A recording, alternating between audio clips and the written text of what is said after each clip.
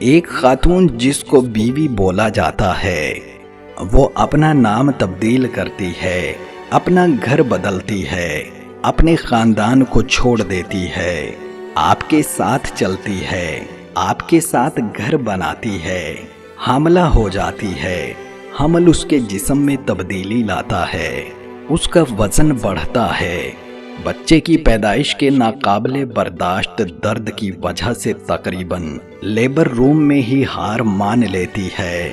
وہ سب کچھ کرتی ہے، کھانا پکانا، آپ کے گھر کی صفائی کرنا، آپ کے والدین کا خیال رکھنا، آپ کے بچوں کی پرورش کرنا، اس بات کو یقینی بنانا کہ آپ پرسکون رہیں۔